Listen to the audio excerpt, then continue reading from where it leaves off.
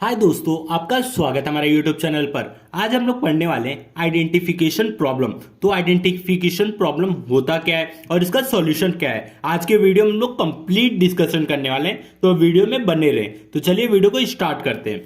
To send a packet from source to destination we need 3 identification step. अगर आप किसी को डेटा पैकेट या मैसेज शेयर कर रहे हो, मतलब एक डिवाइस से दूसरे डिवाइस में, तो उसके 3 आइडेंटिफिकेशन स्टेप होते हैं। क्या क्या होता है? पहला है आइडेंटिफाई द नेटवर्क। मतलब सबसे पहले आप क्या करोगे, आप जिसको मैसेज भेज रहे हो उसका पहले नेटवर्क आइडेंटिफाई करोगे, मतलब नेटवर्क आईडी आइडेंटिफाई करोगे, कौन से नेटवर्क आईडी क्या है उसका। फिर identify the host with in the network. Suppose class ए की बात करें तो क्लास ए में एक नेटवर्क के अंदर 1.6 करोड़ होस्ट होते हैं। अब हम लोग क्या करेंगे, 1.6 करोड़ होस्ट जो हैं उनमें से हम लोग एक होस्ट को आइडेंटिफाई करेंगे। अब थर्ड स्टेप होता है identify the process with in the host. अब सपोज होस्ट को भी आइडेंटिफाई कर लिया, अब होस्ट मतलब कंप्यूटर के अंदर कौन सा प्रोसेस रन हो रहा है वो प्रोसेस को भी आइडेंटिफाई करेंगे।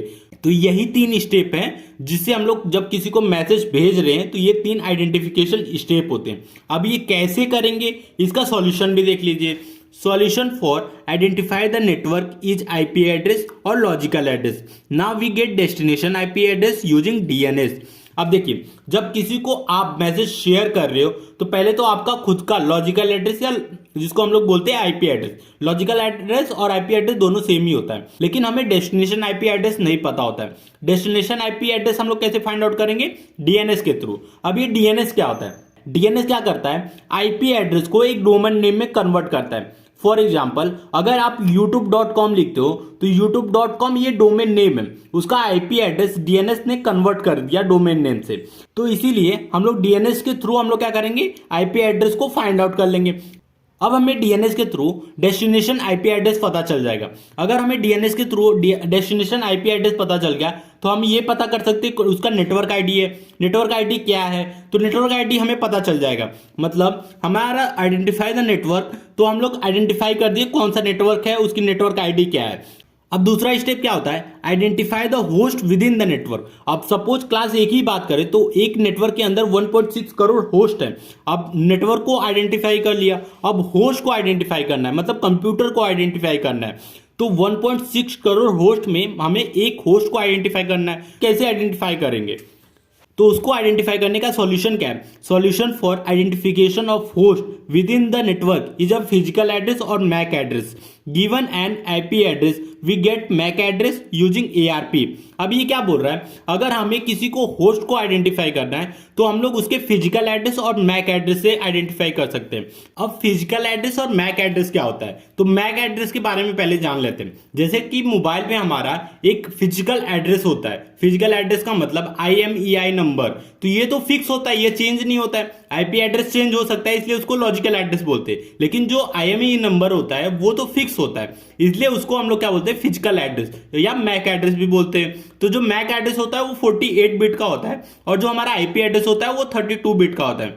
तो हम लोग मैक एड्रेस से हम लोग आइडेंटिफाई करेंगे कि हमारा होस्ट कौन सा है। अब हम लोग मैक एड्रेस कैसे फाइंड आउट करेंगे? अब given an IP address we get MAC address using ARP. अब एआरपी क्या होता है? Address resolution protocol.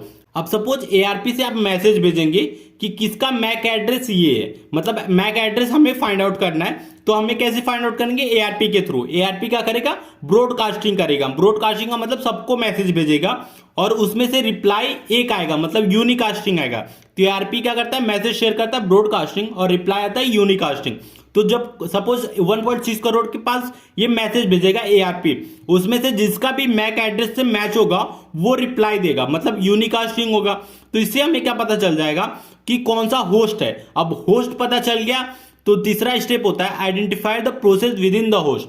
मतलब पहले तो हम लोग नेटवर्क के अंदर होस्ट को आइडेंटिफाई किए, अब कंप्यूटर को आइडेंटिफाई करने के बाद हम लोग क्या करेंगे, प्रोसेस को भी आइडेंटिफाई करेंगे। मतलब कौन कंप्यूटर के अंदर कौन सा प्रोसेस रन हो रहा है, व्हाट्सएप का हो रहा है, फेसबुक का हो रहा है, किसका हो रहा है, हम लोग मैसेज उसको शेयर करना है ना। तो हम लोग पहले क्या करेंगे, उस प्रोसेस को भी आइडेंटिफाई करेंगे। तो कैसे करेंगे, इसका क्या सॉल्यूशन है? उसका सॉल्यूशन है port number. Solution for identify the process with in the host is the port number.